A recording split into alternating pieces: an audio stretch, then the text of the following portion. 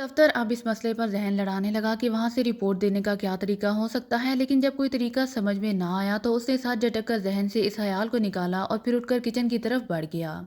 Captain Shakeel Faridi کے ٹھٹکنے اور پھر بغور اپنی طرف دیکھنے پر کھٹک گیا۔ اسے پتہ چل گیا کہ فریدی کی نظر اس پر پڑ گئی ہے۔ وہ جلدی سے اٹھا، اس نے دوربین کا بٹن دبایا۔ یہ دوربین طے ہو جانے والی تھی، بٹن دباتے ہی وہ دوربین طے ہو گئی۔ اس نے دوربین جیب میں ڈالی اور پھر تیزی سے سیڑھیاں اترنے لگا۔ وہ فریدی کے وہاں پہنچنے سے پہلے نکل جانا چاہتا تھا۔ سیڑھیاں اتر کر وہ نچلی منزل پر آیا اور پھر تیزی سے کوٹھی کی دیوار کی طرف بڑھا۔ اسی لمحے اسے لنکن پھاٹک سے اندر داخل ہوتی نظر آئی اور وہ جلدی سے دیوار کے پاس لمبی لمبی گھاس میں دبک گیا۔ فریدی کار سے اتر کر کوٹھی کے اندر داخل ہو گیا۔ جیسے ہی فریدی اندر داخل ہوا، کیپٹن شکیل نے جمپ لگایا اور دوسرے لمحے وہ دیوار کی دوسری طرف تھا۔ لیکن ابھی وہ کھڑا بھی نہیں ہوا تھا کہ کسی نے اسے چھاپ لیا۔ یہ یقیناً بلیک فورس تھی جس نے اس کا محاصرہ کر لیا تھا۔ کیپٹن شکیل چیتے کی طرح تڑپا اور حملہ آور اچھل کر دوسری طرف جا گرا۔ خبردار، اگر حرکت کی تو گولی مار دوں گا، ایک آدمی چیخا، لیکن کیپٹن شکیل نے ریوالور کی پرواہ نہ کرتے ہوئے اس پر چھلانگ لگا دی۔ وہ دونوں ایک دوسرے سے لپٹے ہوئے نیچے جا گرے۔ کیپٹن شکیل نے ہاتھ چلایا، اس کی کڑی ہتھیلی نیچے پڑے ہوئے شخص کی گردن پر پڑی۔ ہلکی سی کٹک کی آواز آئی اور وہ تڑپنے لگا۔ اس کی گردن کی ہڈی ٹوٹ چکی تھی۔ اتنے میں پہلا شخص جو نیچے گرا تھا اس پر آ گرا۔ کیپٹن شکیل تو اس وقت بجلی بنا ہوا تھا۔ اس نے تیزی سے اس کی گردن پر ہاتھ ڈالا اور پھر وہ اس کے سر پر سے ہوتا ہوا دوسری طرف جا گرا۔ اس طرف شاید دو آدمی تھے، اور کوئی ہوتا تو ضرور اب تک الجھ چکا ہوتا۔ اس کے نیچے گرتے ہی کیپٹن شکیل نے لگاتار اس کے چہرے پر بوٹ کی ضربیں لگانی شروع کر دیں۔ اس کے بوٹ کی ٹو ہانسی نوکدار تھی۔ تیسری ضرب اس شخص کی کنپٹی پر ہانسی زوردار پڑی اور وہ بے ہوش ہو گیا۔ کیپٹن شکیل مڑا اور بھاگ کر سامنے والی گلی میں گھس گیا۔ اسی لمحے اس جگہ جہاں کیپٹن شکیل مڑ رہا تھا، ٹارچ کی روشنی پڑی اور پھر ہلکی سی سیٹی گونج اٹھی۔ یہ شاید باقیوں کے لیے اطلاع تھی۔ کیپٹن شکیل گلیوں میں بھاگتا رہا۔ مختلف کوٹھیوں کے درمیان بنی ہوئی یہ چھوٹی چھوٹی گلیاں اس کے لیے اچھی پناہ گاہیں ثابت ہوئی تھیں۔ مختلف گلیوں میں بھاگنے کے بعد وہ ایک سڑک پر پہنچ گیا۔ اسی وقت ایک خالی ٹیکسی وہاں سے گزری۔ کیپٹن شکیل نے اسے ہاتھ دے کر روکا اور پھر تیزی سے اس میں سوار ہو گیا۔ گلستان مارکیٹ چلو، اس نے ٹیکسی ڈرائیور سے کہا اور ٹیکسی تیزی سے آگے بڑھ گئی۔ عمران پچھلے 3 دنوں سے شہر سے دور ایک پرانے کھنڈر میں چھپا ہوا تھا۔ کیپٹن شکیل بھی اس کے ساتھ تھا۔ نادر کو اس نے شہر میں رہنے کے لیے کہا ہوا تھا اور وہ شہر میں اپنے کسی دوست کے پاس تھا۔ عمران اس انتظار میں تھا کہ فارمولہ مکمل ہو جائے تو اس پر ہاتھ صاف کیے جائیں۔ اس کے لیے اس نے ایک انتہائی خطرناک ترکیب سوچ رکھی تھی، لیکن اس ترکیب پر عمل کرنے کا ابھی وقت نہیں آیا تھا۔ صفدر بدستور لیبارٹری میں کام کر رہا تھا۔ اس نے وہاں سے کوئی رپورٹ نہیں بھیجی تھی کیونکہ عمران نے اس کو رپورٹ دینے سے منع کر دیا تھا۔ نعمانی کو عمران نے لیبارٹری کے پیچھے جنگل میں بھیجا تھا تاکہ جس وقت بھی فارمولہ مکمل ہو جائے صفدر ایئر کوشن دے دے۔ یہ ایک چھوٹا سا کیپسول تھا جو صفدر اپنے منہ میں چھپا کر لیبارٹری میں لے گیا تھا۔ جس وقت فارمولہ مکمل ہو جاتا، صفدر کیپسول کو توڑ دیتا، اس میں سے مخصوص قسم کی نظر نہ آنے والی شعاعیں نکلتیں اور پھر ہوا کے رخ پر لیبارٹری سے باہر نکل کر بالائی فضا میں چلی جاتی۔ اسے بالائی فضا میں کافی ٹھنڈک ہونے کی وجہ سے حیرت سے وہ شعاعیں اچانک ہی اٹھتی تھیں جس سے کافی حرارت پیدا ہوتی۔ یہ ایک کوشچن تھا جس کو نعمانی نے چیک کرنا تھا اور پھر اسے رپورٹ عمران کو کرنی تھی۔ اسی کوشچن کے انتظار میں وہ ٹھہرا ہوا تھا۔ پروگرام کی تمام تفصیلات پہلے سے طے تھیں۔ کیپٹن شکیل فارمولہ کتنا بڑا ہوگا؟ عمران نے وقت گزارنے کے لیے کیپٹن شکیل سے چھیڑ چھاڑ کرنی شروع کر دی۔ ہوگا کوئی 200-400 کلو کا، کیپٹن شکیل نے مسکراتے ہوئے جواب دیا۔ ارے باپ رے، اتنا وزنی! پھر تو 2 مزدوروں اور ایک بیل گاڑی کا بھی انتظام کرنا پڑے گا، عمران نے حیرت سے آنکھیں پھاڑتے ہوئے کہا۔ کیا ضرورت، ہم جو مزدور ہیں، اگر آپ مزدوری تگڑی دیں گے تو کام ہو جائے گا، کیپٹن شکیل نے بھی چھیڑ چھاڑ میں مزہ لیتے ہوئے کہا۔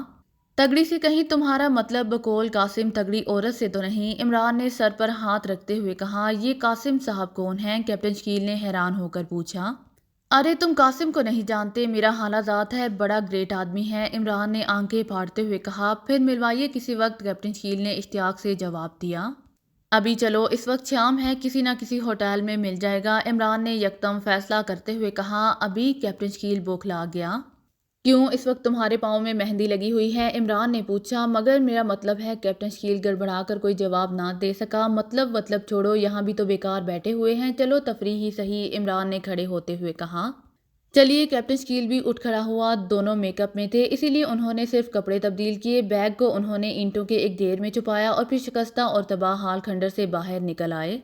وہاں سے پیدل چلتے ہوئے وہ دونوں کافی دور نکل آئے، تب کہیں جا کر انہیں ٹیکسی ملی۔ مین مارکیٹ چلو، ٹیکسی میں بیٹھ کر عمران نے کہا اور ٹیکسی ڈرائیور نے ٹیکسی آگے بڑھا دی۔ جلد ہی وہ مین مارکیٹ پہنچ گئے۔ مین مارکیٹ اتر کر عمران سیدھا ایک بک سٹال کی طرف بڑھا۔ اس نے وہاں سے ایک اخبار خریدا اور پھر اسے بغور دیکھنے لگا۔ یہ آپ کیا دیکھنا چاہتے ہیں؟ کیپٹن شکیل نے عمران کو بغور اخبار پڑھتے دیکھ کر کہا۔ قاسم دی گریٹ کا پتہ، عمران نے جواب دیا۔ کیا اس کا پتہ اخبار میں ہوتا ہے؟ کیپٹن شکیل پر حیرت کے پہاڑ ٹوٹ پڑے۔ ہاں ڈیئر، تم نہیں جانتے کہ وہ کتنا گریٹ آدمی ہے، اس کا پتہ روزانہ اخبار میں چھپتا ہے، عمران نے کہا۔ کمال ہے، یہ میرے لیے نئی بات ہے۔ کیپٹن شکیل بدستور حیرت زدہ تھا۔ ابھی جب تم میرے حالات سے ملنے جاؤ گے تو تم پر نئی باتوں کا انکشاف ہوگا، عمران نے اخبار طے کرتے ہوئے کہا۔ مل گیا اس کا پتہ؟ کیپٹن شکیل نے پوچھا۔ ہاں، اس وقت وہ سلور کنگ ہوٹل میں ہوگا، عمران نے بڑے اعتماد سے جواب دیا۔ اس وقت کا کیا مطلب؟ کیا اخبار میں اس کی مصروفیت کے پروگرام کا باقاعدہ وقت کے لحاظ سے اعلان ہوتا ہے؟ کیپٹن شکیل واقعی حیرت زدہ تھا۔ وہ قاسم کی عظمت کا تصور کر رہا تھا کہ وہ کیسا آدمی ہوگا جس کی مصروفیت کا باقاعدہ اخبار میں اعلان ہوتا ہے۔ عمران نے ایک ٹیکسی روکی اور پھر اس میں بیٹھ گیا اور کیپٹن شکیل بھی بیٹھ گیا۔ سلور کنگ ہوٹل، عمران نے ٹیکسی والے کو بتلایا اور ٹیکسی چل پڑی۔ عمران صاحب، مجھے بتلا دیجئے کہ یہ کون صاحب ہیں اور کس حیثیت کے مالک ہیں؟ کیپٹن شکیل نے اپنی حیرت دور کرنے کے لیے پوچھا۔ ارے بھائی، کیوں پریشان ہوتے ہو؟ وہ ایک رئیس زادہ ہے، ہاتھی جیسا جسم ہے، عقل سے خالی ہے، کیپٹن حمید کا یار ہے۔ بس اتنا تعارف کافی ہے، عمران نے بتلایا۔ لیکن وہ اخبار؟ کیپٹن شکیل مزید حیرت زدہ ہو گیا۔ بھائی، میں اخبار میں دیکھ رہا تھا کہ آج کس ہوٹل میں ڈانس کا خصوصی پروگرام ہے۔ وہ یقیناً وہاں موجود ہوگا۔ اب صرف سلور کنگ ہوٹل ہی ایسا ہوٹل ہے جہاں آج ایک غیر ملکی رقاصہ کا بیلی ڈانس ہے، اسی لیے قاسم وہاں لازمی موجود ہوگا، عمران نے مسئلہ حل کر دیا۔ اور کیپٹن شکیل نے یوں طویل سانس لی جیسے ایک بڑا بوجھ اس کے کاندھوں سے اتر گیا ہو۔ ٹیکسی جلد ہی سلور کنگ ہوٹل کے کمپاؤنڈ میں پہنچ کر رک گئی۔ کیپٹن شکیل اور عمران نیچے اتر آئے۔ عمران نے ٹیکسی والے کو کرایہ دیا اور پھر وہ دونوں مڑ کر ہوٹل کے مین گیٹ کی طرف بڑھ گئے۔ ہوٹل کا ہال کھچا کھچ بھرا ہوا تھا، کوئی میز بھی خالی نہیں تھی۔ عمران نے ایک نظر ہال پر ڈالی، پھر اسے اسٹیج کے قریب ہی قاسم اپنی تمام تر جولانیوں کے ساتھ بیٹھا ہوا نظر آ گیا۔ اس کی میز کی باقی تمام 3 کرسیاں خالی تھیں اور وہ اداس بیٹھا ہوا تھا اور ہال میں بیٹھی ہوئی لڑکیوں کو حسرت بھری نظروں سے دیکھ رہا تھا۔ آؤ، وہ سامنے بیٹھا ہے، عمران نے کیپٹن شکیل کو کہا۔ ارے وہ صاحب، توبہ توبہ، یہ آدمی ہے یا کوئی دیو؟ کیپٹن شکیل نے حیرت سے قاسم کی جسامت کو دیکھتے ہوئے کہا۔ وہ دونوں چلتے ہوئے قاسم کی میز کے پاس پہنچ گئے۔ کیا ہم یہاں بیٹھ سکتے ہیں؟ عمران نے بڑے میٹھے لہجے میں قاسم سے پوچھا۔ قاسم چونک کر انہیں دیکھنے لگا، لیکن پھر ان کے ساتھ کوئی لڑکی نہ دیکھ کر اس کا منہ بگڑ گیا۔ یہ میز ریزرو ہے، قاسم نے اپنی طرف سے نیا انکشاف کرتے ہوئے کہا۔ یہ تو ہمیں بھی پتہ ہے، ویسے اجازت دینے کا شکریہ، عمران نے کرسی گھسیٹ کر بیٹھتے ہوئے کہا۔ چلو بھائی بیٹھو، اپنے سیٹھ صاحب نے ہمیں بیٹھنے کی اجازت دے دی ہے، عمران نے کیپٹن شکیل سے مخاطب ہو کر کہا۔ اور کیپٹن شکیل جو شش و پنج کے عالم میں کھڑا تھا، عمران کے کہنے پر وہ بھی بیٹھ گیا۔ ارے ارے، یعنی کہ مان نہ مان میں تیرا میزبان، یعنی کہ میں نے کب اجازت دی ہے، کب زبردستی ہے؟ قاسم بری طرح جھنجھلا گیا۔ ایک تگڑی سی فل فلوٹی سے ملواؤں؟ خدا قسم بڑی زوردار ہے، عمران نے اس کی ناراضگی کو نظر انداز کرتے ہوئے بڑے رازدانہ انداز میں قاسم سے پوچھا۔ تگڑی سی فل فلوٹی؟ قاسم کی ذہنی روح یکدم بدل گئی، اس کے منہ میں پانی بھر گیا۔ مذاق تو نہیں کر رہے دوست؟ قاسم نے کہا۔ اب عمران اس کا دوست بھی بن گیا، کیپٹن شکیل دھیرے سے مسکرا دیا۔ وہ قاسم کی ٹائپ کو کسی حد تک سمجھ گیا تھا۔ ایمان سے سچ کہہ رہا ہوں، مزے کرو گے مزے، عمران نے سنجیدگی سے کہا۔ کہاں ہے وہ؟ قاسم نے چٹخارا لیتے ہوئے پوچھا۔ چائے وائے تو پلاؤ، ابھی آ جاتی ہے، عمران نے اسے چائے کا یاد دلواتے ہوئے کہا۔ پیو، جتنی مرضی آئے پیو، اس سالے ہوٹل کی ساری چائے پیو۔ مگر وہ فل فلوٹی؟ قاسم موج میں اتر آیا۔ ایک بار کہا جو ہے آ جائے گی، عمران نے قدرے اکتائے ہوئے لہجے میں جواب دیا۔ بہرا، او بہرے کی اولاد، ادھر آ، وہاں کھڑا کیا میرا منہ تک رہا ہے؟ سالے حرام خور، کام کے ناکاج کے، دشمن اناج کے، قاسم نے منہ پھاڑتے ہوئے کہا۔ اور ادھر ادھر بیٹھے ہوئے لوگ بے اختیار ہنس پڑے۔ بہرا تیر کی طرح اڑتا ہوا قاسم کے پاس پہنچا۔ فرمائیے حضور، اس نے قدرے جھک کر بڑے مؤدبانہ لہجے میں پوچھا۔ ابے سالے، سیدھا کھڑا ہو، کیا پیٹ میں درد ہو رہا ہے؟ قاسم کو اس کے جھکنے پر غصہ آ گیا۔ بہرا سیدھا ہو گیا۔ قاسم کے نخرے انہیں برداشت کرنے پڑتے تھے کیونکہ انہیں بہت موٹی ٹپ ملتی تھی۔ چائے والا لے آؤ، اندھے ہو نظر نہیں آتا، یہ سالے دوست میرے آئے ہیں میرے پاس، اس نے بہرے کو آرڈر دیتے ہوئے کہا۔ عمران اور کیپٹن شکیل اپنے نئے لقب پر بے اختیار مسکرا پڑے۔ بہرا واپس مڑ گیا۔ ہاں تو دوست، وہ فل فلوٹی؟ قاسم دوبارہ اپنے مقصد پر آ گیا۔ تمہارا یار حمید کہاں ہے آج کل؟ عمران نے اس کا سوال نظر انداز کرتے ہوئے کہا۔ اس کا نام نہ لو میرے سامنے، سالہ سالٹ حرام، ہر دفعہ مجھے چکر دے جاتا ہے۔ مگر تم اسے کیسے جانتے ہو؟ قاسم بات کرتے کرتے اچانک چونک پڑا۔ میرا خالہ جات ہے وہ، عمران نے سرسری انداز میں جواب دیا۔ خالہ جات؟ قاسم نے کچھ سوچتے ہوئے کہا۔ ارے کہیں تم عمران ومران تو نہیں؟ قاسم کو یاد آ گیا کہ عمران ہی خالہ جات استعمال کیا کرتا تھا۔ نہیں نہیں، وہ کوئی اور ہوگا، میرا نام تو ابن بطوطہ ہے، عمران نے اسے ٹالنے کے لیے کہا۔ ورنہ وہ شاید وہیں گلے ملنے کی کوشش کرتا، اور قاسم سے گلے ملنے کا مطلب ہے اپنی پسلیاں توڑوانا۔ طوطا کیوں مذاق کرتے ہو، تم تو آدمی ہو۔ قاسم کی ہی سٹارٹ ہو گئی۔ ہنستے وقت قاسم کی باتیں کانوں سے جا ملیں، آنکھیں گوشت میں دھنس گئیں اور سر زور زور سے آگے پیچھے ہلنے لگا۔ عمران سیدھے کھڑے ہو جاؤ، خبردار اگر حرکت کی۔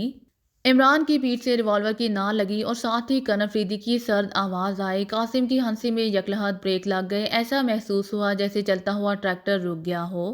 عمران اور کیپٹن شکیل چونک کر مڑے، اور پھر عمران نے یہ دیکھ کر ایک طویل سانس لی کہ کنر فریدی، کیپٹن حمید اور ان کے دو ساتھی ریوالور لیے ان کے پیچھے کھڑے تھے۔ صفدر اب پروفیسر ڈاگ ریونالڈ کے ساتھ لیبارٹری میں کام کر رہا تھا۔ اس سے یہاں کام کرتے ہوئے 2 دن ہو گئے تھے۔ 2-4 گھنٹوں کے لیے اسے چھٹی ملی تھی اور اسے وہیں ایک کمرہ مہیا کر دیا گیا تھا جہاں جا کر وہ سوتا تھا۔ لیکن ان 2 دنوں میں وہ سویا بہت کم تھا۔ اس نے لیبارٹری کے محلے وقوع کی چھان بین شروع کر دی تھی۔ اسٹور آفیسر ہونے کی وجہ سے صفدر لیبارٹری میں ہر جگہ بڑی آسانی سے جا سکتا تھا۔ اس نے 2 دنوں میں تمام لیبارٹری کو اچھی طرح سے دیکھ لیا تھا۔ اسے لیبارٹری سے باہر نکلنے والے ایسے راستے کی تلاش تھی جہاں سے وہ پروفیسر کو اغوا کر کے نکل سکتا ہو۔ آج صبح وہ ایسے راستے کا پتہ چلانے میں کامیاب ہو گیا تھا۔ لیبارٹری کی عمارت کے پیچھے پہاڑی میں ایک دراڑ تھی جو اوپر تک چلی گئی تھی۔ اس دراڑ کو اینٹوں سے پر کیا گیا تھا۔ یہ دراڑ شاید اس وقت پیدا ہوئی تھی جب اس کو نیچے سے کھوکھلا کرنے کے لیے ڈائنامائٹ استعمال کیا گیا ہوگا۔ دراڑ خاصی چوڑی تھی لیکن وہ اوپر تک سیدھی چلی گئی تھی۔ بغیر سیڑھی کے راستے کے یہاں سے اوپر جانا تقریباً ناممکن تھا۔ صفدر نے ایک دن احتیاطاً چھپ کر اس دراڑ کی اینٹیں کھسکا کر دوبارہ فٹ کر دی تھی تاکہ کسی بھی وقت ان اینٹوں کو ہٹا کر دراڑ میں گھسا جا سکے۔ صفدر اب فارمولے کے مکمل ہونے کے چکر میں تھا کہ کب فارمولہ مکمل ہو اور وہ نعمانی کو کاشن دے۔ پروفیسر ڈاگ ریونالڈ ان 2 دنوں میں صفدر سے خاصا بے تکلف ہو گیا تھا، لیکن صفدر بدستور لیے دیے رہتا تھا تاکہ کسی کو اس پر شک نہ ہو سکے اور وہ کہیں پروگرام ہونے سے پہلے ہی پکڑا نہ جا سکے۔ آج تیسرا دن تھا اور صفدر کو ابھی لیبارٹری سے چھٹی ملی تھی۔ وہ سونے کے لیے اپنے کمرے کی طرف جا رہا تھا کہ اچانک ایک سیکیورٹی آفیسر اسے اپنی طرف آتا دکھائی دیا۔ مسٹر تیمور ذرا ٹھہریے، اس نے آواز دی۔ صفدر رک گیا۔ فرمائیے کیا بات ہے؟ صفدر نے قدرے ناگواری سے جواب دیا۔ آپ میرے ساتھ ذرا سیکیورٹی آفس چلیے، اس نے قدرے سخت لہجے میں پوچھا۔ کیوں؟ صفدر نے حیرت سے پوچھا۔ اس کا جواب آپ کو وہیں ملے گا، سیکیورٹی آفیسر نے جواب دیا۔ چلیے، صفدر نے لاپرواہی سے کہا، لیکن کہیں اس کے دل میں کھدبد ہو رہی تھی کہ کہیں اس پر کسی کو شک تو نہیں پڑ گیا۔ لیکن شک ہونے والی کوئی وجہ بظاہر تو نظر نہیں آتی تھی۔ بہرحال وہ دونوں چلتے ہوئے سیکیورٹی آفس میں پہنچ گئے۔ وہاں چیف سیکیورٹی آفیسر موجود تھا۔ تشریف رکھیے مسٹر تیمور، اس نے بڑی نرمی سے صفدر کو کرسی پر بیٹھنے کے لیے کہا۔ صفدر کرسی پر بیٹھ گیا۔ سیکیورٹی آفیسر اس کے پیچھے کھڑا ہوا تھا۔ فرمائیے کس لیے بلوایا ہے مجھے؟ صفدر نے ناگواری ظاہر کرتے ہوئے کہا۔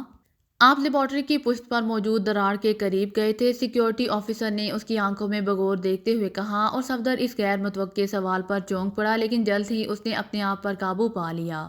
جی ہاں، گیا تھا، اس نے اقرار کرنا ہی مناسب سمجھا۔ کیا میں وجہ جان سکتا ہوں جس کے تحت آپ کو وہاں جانے کی ضرورت پیش آئی؟ چیف سیکیورٹی آفیسر نے قدرے طنزیہ لہجے میں پوچھا۔ دراصل میں لیبارٹری میں کام کرتے کرتے بہت تھک گیا تھا، اسی لیے کوئی وجہ سمجھ نہیں آ رہی تھی، میں ٹہلتا ٹہلتا ادھر نکل گیا، صفدر نے بہانہ بنا کر کہہ دیا۔ اس کا دل کہہ رہا تھا کہ بہانہ معقول نہیں ہے۔ تو پھر آپ نے وہاں کیا حرکات کیں؟ کیا آپ تفصیل سے مجھے بتا سکتے ہیں؟ چیف سیکیورٹی آفیسر نے قدرے جھنجھلا کر کہا۔ آپ تمیز سے بات کریں، میں یہاں کا ایک ذمہ دار آفیسر ہوں، کوئی چور وغیرہ نہیں، صفدر نے سخت لہجے میں کہا۔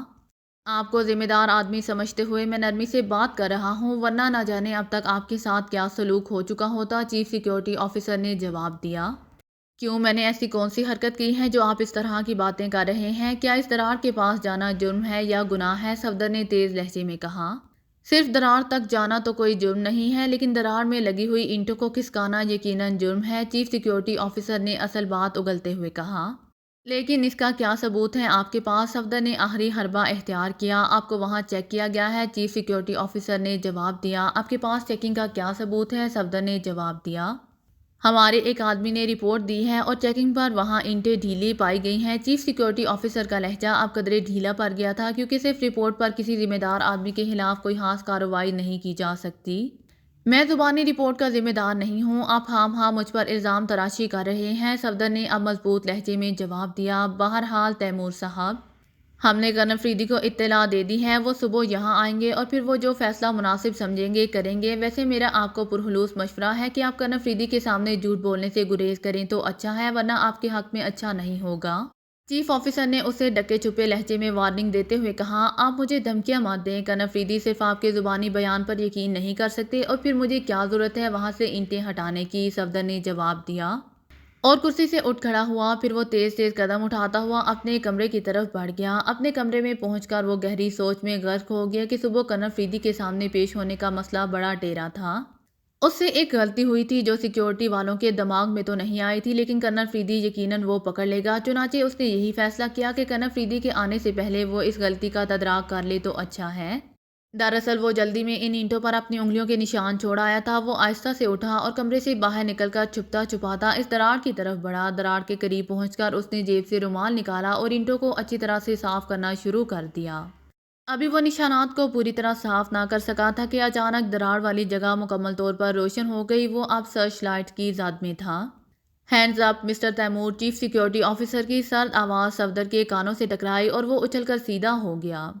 کنر فریدی اور کیپٹن حمید کوٹھی میں بیٹھے گہری سوچوں میں غرق تھے۔ پچھلے 2 دنوں سے عمران اور اس کے ساتھیوں کی نقل و حرکت کا کوئی پتہ چل نہیں رہا تھا۔ تمام بلیک فورس انہیں ڈھونڈنے میں ناکام ہو چکی تھی اور یہ چیز کم از کم فریدی کی نظر میں بے حد خطرناک تھی، کیونکہ اس طرح اس سے عمران اور اس کے ساتھیوں کی نقل و حرکت کے متعلق کچھ علم نہیں ہو سکتا تھا۔ وہ اسی سوچ میں گم تھا کہ کس طرح عمران کا پتہ لگایا جائے کہ اچانک ٹیلی فون کی گھنٹی زور زور سے بجنے لگی۔ فریدی نے چونک کر ریسیور اٹھا لیا۔ ہارٹ سٹون، اس نے سرد لہجے میں جواب دیا۔ نمبر 11 سر، دوسری طرف سے جواب ملا۔ کیا بات ہے؟ فریدی کا لہجہ بدستور سرد تھا۔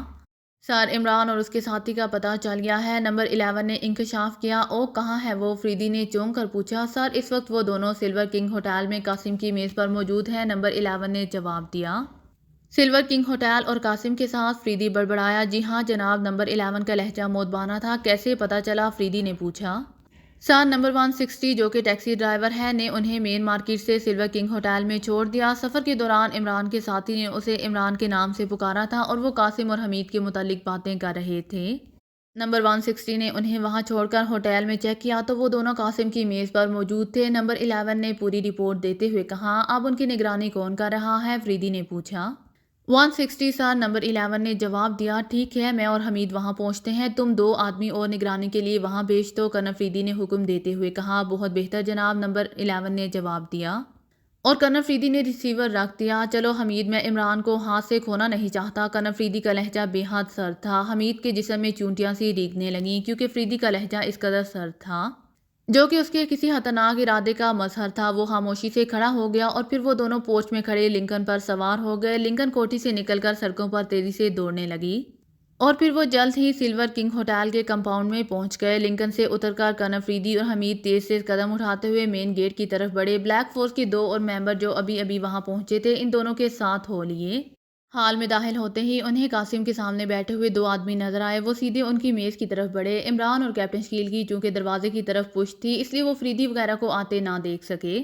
عمران کے قریب پہنچ کر کنر فریدی نے جیب سے ریوالور نکالا اور اس کی نال عمران کی پشت سے لگا دی۔ عمران، سیدھے کھڑے ہو جاؤ، خبردار اگر حرکت کی۔ فریدی کی سرد آواز ہال میں گونج اٹھی۔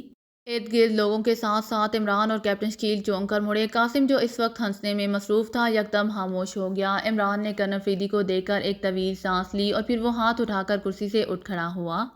کیپٹن شکیل نے بھی اس کی پیروی کی۔ کنر فریدی، کیپٹن حمید اور ان کے ساتھیوں کے ہاتھوں میں ریوالور دیکھ کر ارد گرد بیٹھے لوگ بے اختیار اٹھ کھڑے ہوئے۔ ان کے چہروں سے خوف و ہراس عیاں ہو گیا۔ تم بھی چلو قاسم، کنر فریدی نے قاسم کو حکم دیتے ہوئے کہا۔ مام مگر یہ عمران ومران نہیں، یہ تو طوطا ہے، طوطا، قاسم نے حیرت اور خوف سے بھرپور لہجے میں جواب دیا۔ خاموش رہو، فریدی نے سرد آواز میں اسے ڈانٹ دیا اور قاسم نے یوں منہ بینچ لیا جیسے وہ اب ساری زندگی نہیں بولے گا۔ مینیجر یہ صورتحال دیکھ کر بھاگتا ہوا قریب آیا۔ وہ کنر فریدی کو پہچان گیا۔ سر مگر میرے ہوٹل کی ریپوٹیشن، خوف کے باعث اس کی آواز نہیں نکل رہی تھی۔ شٹ اپ، خاموشی سے چلے جاؤ۔ چلو عمران، باہر چلو، مگر کوئی غلط حرکت مت کرنا ورنہ۔ فریدی کا لہجہ بے حد سرد تھا۔ مام مگر کرنل صاحب، حرکت میں برکت ہے، عمران نے ڈرتے ڈرتے جواب دیا اس کے چہرے سے یوں محسوس ہو رہا تھا جیسے خوف کے باعث وہ ابھی بے ہوش ہونے والا ہے۔ نہیں، اگر حرکت کی تو یہ ریوالور تمہارا لحاظ نہیں کرے گا، فریدی نے اسے ڈانٹ دیا۔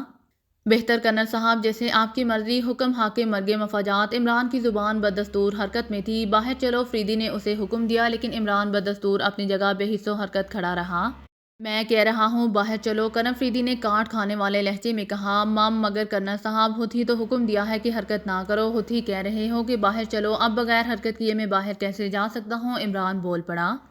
شرافت سے باہر چلو عمران، میں دوسری بار اپنی بات دہرانے کا عادی نہیں ہوں، کرنل فریدی سام کی طرح پھنکارا۔ عمران خاموشی سے باہر کی طرف مڑ گیا۔ کیپٹن شکیل جو خاموش کھڑا عمران اور فریدی کے ڈائلاگ سن رہا تھا، اس کے پیچھے چل پڑا۔ ہوٹل کے مین گیٹ سے باہر نکل کر فریدی نے انہیں ٹھہرنے کا حکم دیا۔ حمید، دونوں کی تلاشی لو۔ فریدی نے حمید کو حکم دیا اور حمید نے پیچھے کھڑے ہو کر دونوں کی تلاشی لی اور دونوں کی جیبوں سے ریوالور نکال لیے۔ چلو کار میں بیٹھو، کرنل فریدی نے لنکن کی طرف اشارہ کرتے ہوئے حکم دیا۔ اتنی مہنگی کار میں؟ توبہ توبہ، میں یہ جرأت کر سکتا ہوں، عمران نے معصوم لہجے میں کہا۔ بیٹھو، فریدی نے ٹھوکا دیتے ہوئے کہا اور عمران خاموشی سے کار کی طرف چل پڑا۔ 160، تم قاسم کو لے کر اپنی کار میں کوٹھی پر آؤ، فریدی نے 160 کو حکم دیا اور قاسم 160 کے اشارے پر مڑ گیا۔ حمید، تم کار ڈرائیو کرو، عمران اور تم دونوں اگلی سیٹ پر بیٹھو، فریدی نے حکم دیا۔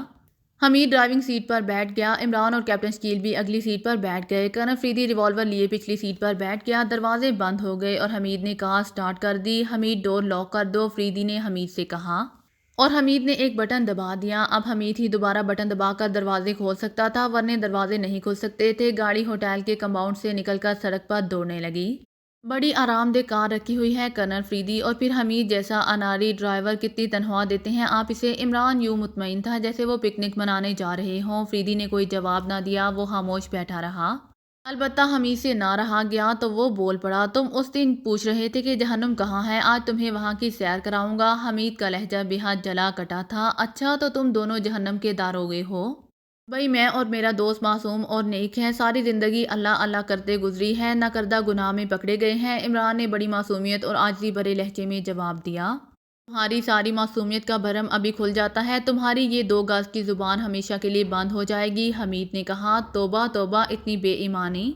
4 گز کی زبان کو 2 گز بنا دیا ہے، خدا کی قسم اگر تم کپڑا بیچنے بیٹھو تو 2 دن میں کروڑ پتی بن سکتے ہو، عمران نے جواب دیا۔ حمید، تم خاموش رہو، کرنل فریدی نے حمید کو سختی سے ڈانٹ دیا، اور حمید جس نے جواب دینے کے لیے منہ کھولا ہی تھا، سختی سے منہ بھینچ لیا۔ عمران بھی نہ جانے کیا سوچ کر خاموش ہو گیا، ویسے وہ بڑے اطمینان سے بیٹھا ہوا تھا۔ کیپٹن شکیل بدستور خاموش تھا، اس کی آنکھوں سے الجھنوں کے تاثرات نمایاں تھے۔ اور پھر حمید نے کار کوٹھی کے پھاٹک میں موڑ دی اور پورچ میں جا کر کار رک گئی۔ حمید نے لاک کھولنے والا بٹن دبایا اور سب سے پہلے کرنل فریدی کار سے نیچے اترا۔ عمران اور کیپٹن بھی دروازہ کھول کر باہر نکل آئے۔ باہر نکل کر ان دونوں نے اپنے ہاتھ اٹھا لیے۔ ہاتھ نیچے کر لو، فریدی نے مسکراتے ہوئے کہا۔ کیپٹن شکیل نے ہاتھ نیچے کر لیے، لیکن عمران بدستور ہاتھ اٹھائے ہوئے کھڑا رہا۔ عمران، ہاتھ نیچے کر لو اور اندر ڈرائنگ روم میں چلو، کرنل فریدی نے عمران سے کہا۔ ہاں کو نیچے کر لوں، یعنی اب آپ کے ظلم کے خلاف آواز تو آواز، ہاتھ بھی بلند نہ کروں، عمران نے احتجاج آمیز لہجے میں کہا، اور دوسرے لمحے فریدی مسکرا دیا۔ اسی لمحے ایک ٹیکسی کوٹھی میں داخل ہوئی، یہ نمبر 160 کی ٹیکسی تھی۔ اس کی شکل دیکھتے ہی عمران سمجھ گیا کہ ان کی ہوٹل میں موجودگی کا کرنل فریدی کو کیسے پتہ چلا ہے۔ ٹیکسی میں قاسم تھا۔ اب سب لوگ ڈرائنگ روم میں موجود تھے۔ کرنل فریدی کے ہاتھ میں بدستور ریوالور موجود تھا۔ حمید ریوالور لیے عمران اور کیپٹن شکیل کے پیچھے کھڑا تھا۔ قاسم بھی ایک کرسی پر بیٹھا تھا، اس کے چہرے پر بدستور خوف کے آثار تھے۔ قاسم، عمران تم سے کیا گفتگو کر رہا تھا؟ کرنل فریدی نے پہلا سوال قاسم سے کیا۔ عمران، فریدی صاحب میں نے پہلے بتایا ہے کہ یہ عمران ومران نہیں بلکہ طوطا ہے۔ قاسم کے ذہن پر ابھی تک ابن بطوطہ کا قبضہ تھا۔ یہ طوطا نہیں عمران ہے، فریدی نے سخت لہجے میں کہا۔ سچ؟ قاسم نے یقین نہ کرنے والے انداز میں پوچھا۔ ہاں میں صحیح کہہ رہا ہوں، یہ میک اپ میں ہے، کرنل فریدی نے جواب دیا۔ ارے پھر تو یہ میرا خالہ جات ہوا۔ قاسم کی ذہنی روح پلٹ گئی، نہ جانے اس کے جسم میں اتنی پھرتی کہاں سے آ گئی۔ اس سے پہلے کہ کرنل فریدی یا حمید کچھ سمجھتے، قاسم لپک کر اٹھا اور پھر عمران سے گلے ملنے لگا۔ عمران نے یہ موقع سمجھا اور اس نے پھرتی سے کیپٹن شکیل کو کونی ماری، اور دوسرے لمحے قاسم کے موٹے پیٹ کے گرد عمران کے ہاتھ لپٹ گئے۔ قاسم تو خود ایسا چاہتا تھا، اسی لیے اس نے چھڑانے کی کوشش ہی نہ کی۔ اب عمران اور فریدی کے درمیان قاسم آ گیا تھا۔ اسی لمحے کیپٹن شکیل اپنی جگہ سے اچھلا اور اٹھتا ہوا وہ اپنے پیچھے کھڑے حمید پر جا پڑا، جو فوری طور پر اس سچویشن کو نہ سمجھ سکا تھا۔ ریوالور اس کے ہاتھ سے نکل گیا تھا۔ رک جاؤ ورنہ گولی مار دوں گا، فریدی سچویشن سمجھتے ہی جی ہاں، مگر عمران نے اپنی پوری قوت سے قاسم کو فریدی پر دھکیل دیا۔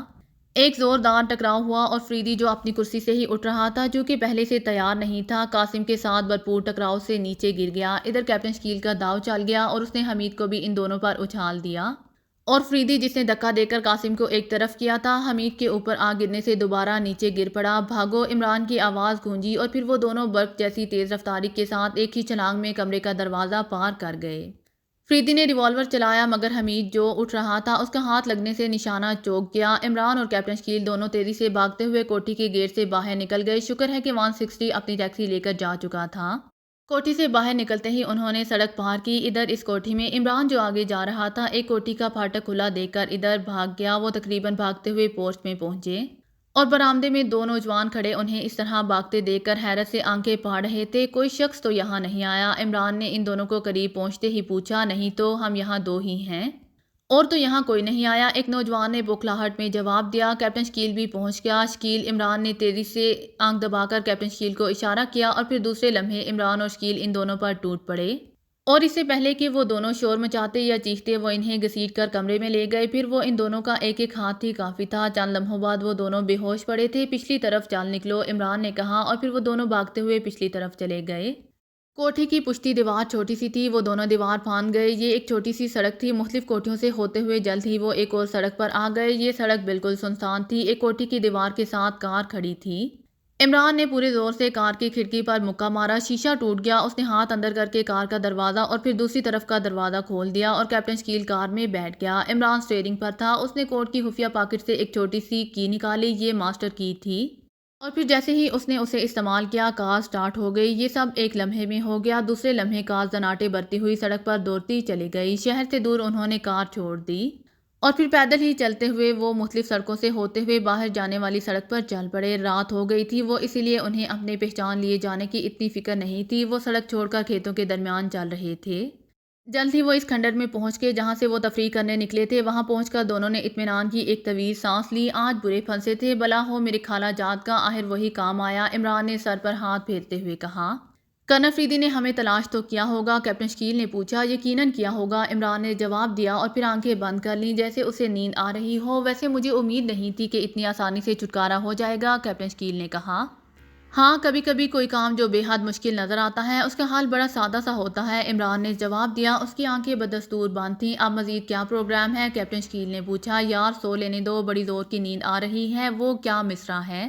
جا اپنی حسرتوں پر آنسو بہا کے سو جا، عمران نے کہا، اور کیپٹن شکیل مسکرا کر خاموش ہو گیا، اور پھر چند لمحوں بعد عمران کے ہراٹوں سے کھنڈر گونج رہا تھا۔ اگر آپ کو میری ویڈیو پسند آئے تو please like, share and subscribe کرنا مت بھولیے گا۔ جزاک اللہ۔